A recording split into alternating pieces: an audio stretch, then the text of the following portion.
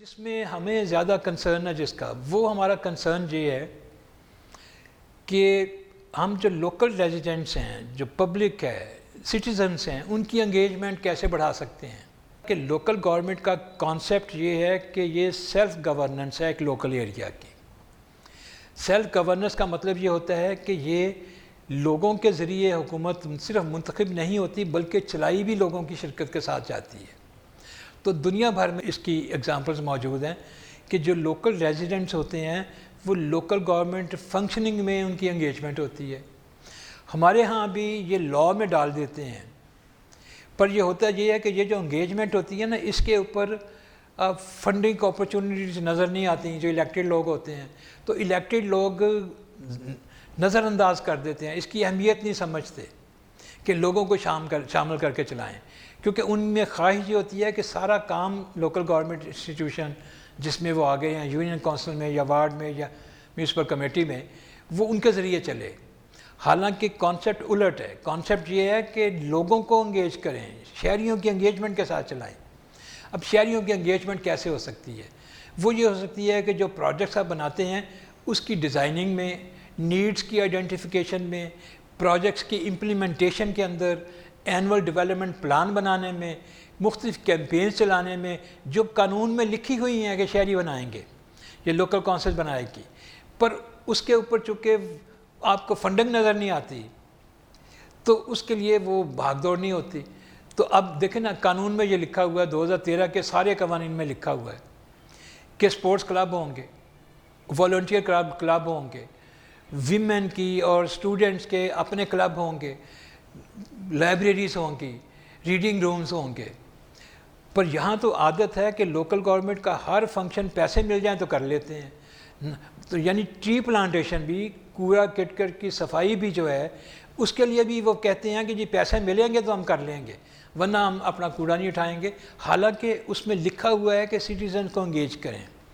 سو laws کے اندر پورے ملک میں سٹیزن انگیجمنٹ موجود ہے، نیڈ آئیڈینٹیفیکیشن میں، پروجیکٹ بلڈنگ میں، پروجیکٹ کی امپلیمنٹیشن میں، مانیٹرنگ میں، ان کی ایویلیویشن میں، اور پھر اس کے بعد یہ ہے کہ اور ایسی سرگرمیاں جو لوکل گورنمنٹ کے فنکشنز میں شامل ہیں اور جس کے لیے لوکل گورنمنٹ میں اسٹیٹ نہیں کرتی، لوگوں کو والنٹریلی بیسس پہ کرنا ہوتا ہے۔ ایک تصور ہر جگہ ہوتا ہے، وہ تصور یہ ہوتا ہے کہ مصالحتی انجمن بنتی ہے یا وہ ثالثی کونسل وغیرہ بنتی ہے۔ اب اس میں کنفیوژن یہ ہو جاتی ہے کہ جب ثالثی کونسل بنتی ہے نا، ثالثی کونسل کہتے ہیں آربیٹریشن کونسل، کنسیلیٹری کورٹ یا کونسل، پر وہ بنتی ہے لوکل گورنمنٹ کے لاء کے تحت نہیں بنتی، وہ بنتی ہے مسلم فیملی لاء آرڈیننس کے رولز کے تحت، کہ مسلم فیملی لاز کا جو قانون ہے اس کو آرڈیننس کہتے ہیں 1960 کا، اس کے تحت ایک بات ہے کہ ڈائیورس جو ہے وہ پروکلیم اگر خاوند کر دے تو وہ انف نہیں ہے، اس سے طلاق نہیں ہوگی، بے شک وہ ایک دفعہ کہے، بے شک 3 دفعہ کہہ دے، اس کے لیے اس کو ایک نوٹس بھیجنا ہے، ریٹن نوٹس، اور وہ نوٹس اپنی بیوی کو، اس کو یہ نہیں کہ اس کے ہاتھ میں پکڑا دے، وہ نوٹس اس کو اپنے علاقے کی جو یونین کونسل ہے اس کے چیئرمین کے ذریعے بھیجنا ہے، اور چیئرمین کو جب وہ نوٹس موصول ہوگا تو اس کے 90 دن کے بعد وہ طلاق مؤثر ہو سکے گی اس نوٹس کے اوپر عمل کرتے ہوئے۔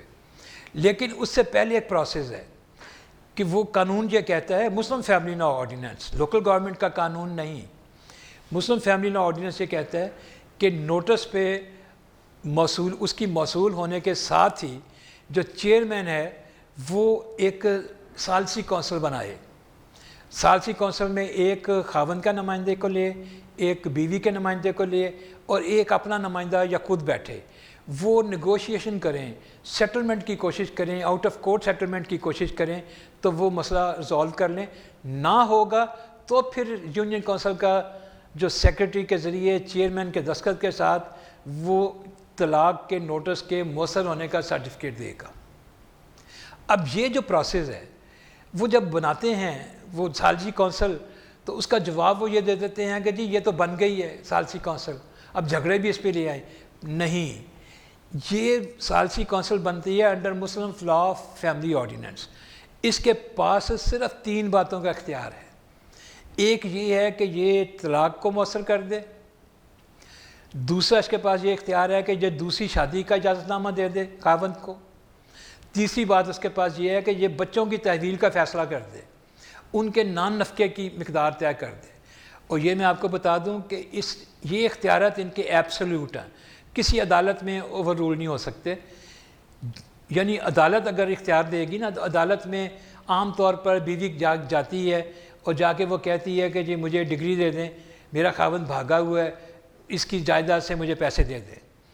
تو وہ بے شک 10 سال سے بھاگا ہو, پر عدالت کا اختیار ہے کہ وہ 3 سال کے لیے پیسے دے سکتی ہے نان نفقہ عورت کو, اس کی بیوی کو, مطلقہ کی شکل میں یا بچوں کی تحویل کی شکل میں.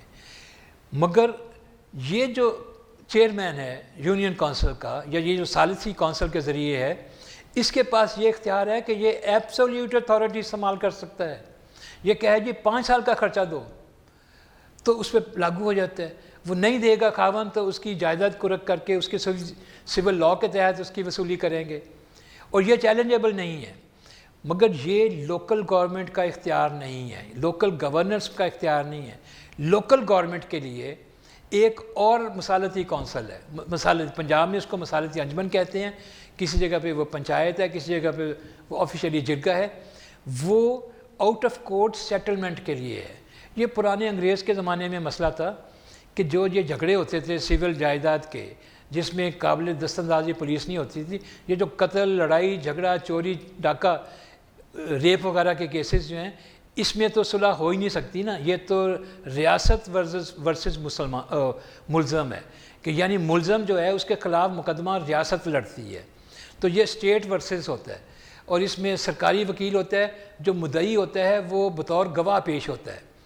پر جو سول میٹرز ہوتے ہیں اس میں جو اختلافات ہوتے ہیں, اس میں بعض ایسے مسئلے ہوتے ہیں کہ جس میں فورجری نہیں ہوتی. جو جھگڑے ہوتے ہیں, لین دین کے جھگڑے ہوتے ہیں, یا کوئی خاندانی تنازعات ہوتے ہیں, ان میں سیٹلمنٹ جو ہے وہ ہو جاتی ہے آؤٹ آف کورٹ. تو وہ عدالتیں بعض اوقات کہہ دیتی ہیں, انگریز کے زمانے میں وہ کہہ دیتے تھے کہ جاؤ فلانا نمبردار اس سے یہ مسئلہ حل کروا لو, نہیں ہوگا تو میرے پاس آ جانا.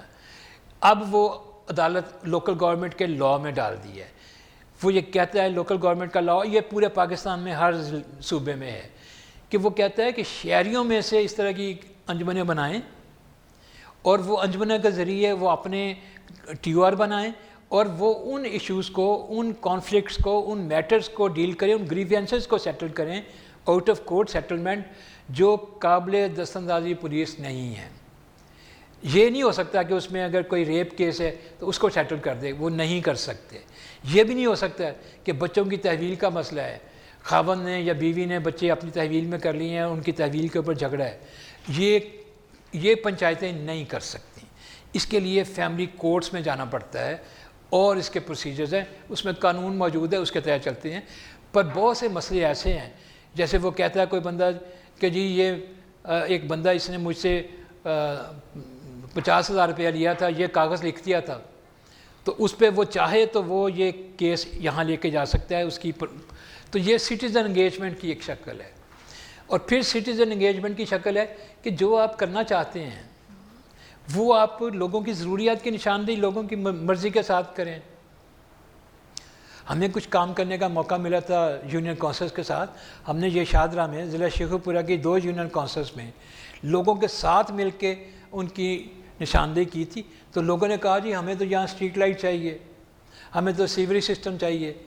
تو وہ اس کے لیے الگ سے منصوبہ بندی کروائی گئی تھی. گو کہ ان کے جو فنکشنز تھے اس میں یہ بات نہیں تھی, پر انہوں نے اس کے لیے دوسرا راستہ نکال لیا. تو یہ جو سٹیزن انگیجمنٹ ہے یہ لاز میں موجود ہے, پر یہ نظر انداز کی گئی بات ہے. اس کو بھی ابھارنا چاہیے. یہ ہمارے کام کرنے کا کام ہے کہ ہمیں اپنے قوانین میں, اپنے علاقوں کے اندر جو قانون میں چیز موجود ہے اور اگنور ہو گئی ہے یا نظر انداز ہو گئی ہے, یا اس پہ یہ جو الیکٹڈ لوگ ہیں اور جو آفیشلز ہیں اس کے, وہ کہتے ہیں جی پیسے نہیں ہیں ہم کیسے کریں, وہ ہم کریں. والنٹیرزم اس کو امپروو کریں, اویئرنیس کیمپینز بنائیں.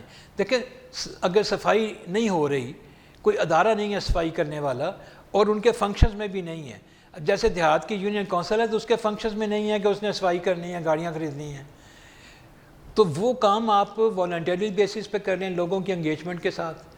تو یہ الیکٹڈ لوگ جو ہیں چونکہ وہ کمیونٹی لیڈر ہوتے ہیں، کمیونٹی ان کو ایکسیپٹ کرتی ہے، ان کے پاس آتی ہے، اگر وہ چاہیں تو وہ اس کو اکٹھا کر سکتے ہیں. ہمارے بچپن میں یا ہم نے سنی ہے اپنے بزرگوں سے باتیں کہ چوکیدارہ سسٹم ہوا کرتا تھا ہر محلے کا، ہر گاؤں کا، کہ سارے گاؤں کے نوجوان جو تھے وہ باری باری جمع کر کے 2 2 4 4 بندے مل کے پوری رات چوکیدارہ کیا کرتے تھے. تو یہ قانون میں لکھا ہوا ہے کہ آپ کا watch and ward system Hare union council, Hare local council بنائے گی. تو یہ کیوں نہیں آپ بنا سکتے ہیں؟ یہ سٹیزن انگیجمنٹ ہے.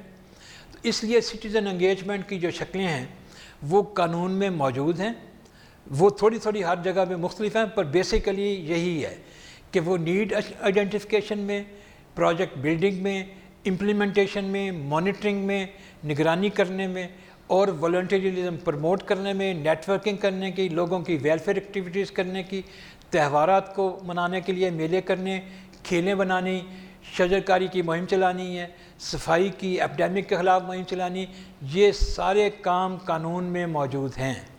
اور اس کے لیے سٹیزنز کی شمولیت کے بغیر یہ ممکن نہیں ہو سکتے. کوئی بھی شکل آپ اختیار کر لیں، پر اس کے لیے آپ کو ذرائع موبلائز کرنے پڑتے ہیں، ڈھونڈنے پڑتے ہیں، جنریٹ کرنے پڑتے ہیں، اور پھر اس کو پلان کرنا پڑتا ہے. یہ ہمارے کرنے کا کام ہے، ہم یہ کر سکتے ہیں. اور دوسری بات ہم ایک اور کر سکتے ہیں کہ ہمارے جو سٹیزن ہیں وہ باخبر شہری نہیں ہیں. ان کو تو پتہ ہی نہیں ہے کہ پاکستان کا گورننگ سسٹم ہے کیا. ان کو تو یہ پتہ ہے کہ یہ ایک بڑے الیکشن ہوتے ہیں، ایک چھوٹے الیکشن ہوتے ہیں. اب وہ کس چیز کو الیکٹ کرتے ہیں، کہاں وہ رائے دے سکتے ہیں، کہاں نہیں دے سکتے، کہاں ان کو بولنا ہے، کہاں ان کو کھپ ڈالنی ہے، کہاں ان کو ایجیٹیٹ کرنا ہے، یہ ساری وہ باتیں ہیں جو لوکل گورنمنٹ کے کونسلرز لوگوں کو سمجھا سکتے ہیں. تو اس کو میں یہ کہتا ہوں کہ ہم عام شہری کو باخبر شہری میں بدل سکتے ہیں. یہ ہمارے کرنے کا کام ہے. اور ظاہر ہے کہ جب ہم کام کرتے ہیں تو ہم سب سے نظر انداز کیے گئے، سب سے کمزور طبقات جو ہے ان کو ہم امپاور کرنے کی کوشش کرتے ہیں، اوپر لانے کی کوشش کرتے ہیں. اس کے لیے جو اقدامات ہوتے ہیں اس کو ہم کہتے ہیں اثباتی اقدامات، افرمیٹیو ایکشن. وہ یہی ہوتے ہیں کہ ہم ان کی حوصلہ افزائی کریں، ان کو تھوڑی سی انکریجمنٹ ملے، ان کی ٹریننگ کریں، ان کی اورینٹیشن کریں، ان کے پاس نالج ہو اور ان کے پاس صلاحیت ہو اس نالج کو استعمال کرنے کی. یہ بھی سٹیزن انگیجمنٹ کی بہترین شکل ہے. تو یہ 5 6 چیزیں ہیں جن کے اوپر ہمیں فوکس کرنے کی ضرورت ہے، اور ہماری پلاننگ میں اس کا حصہ ہونا چاہیے.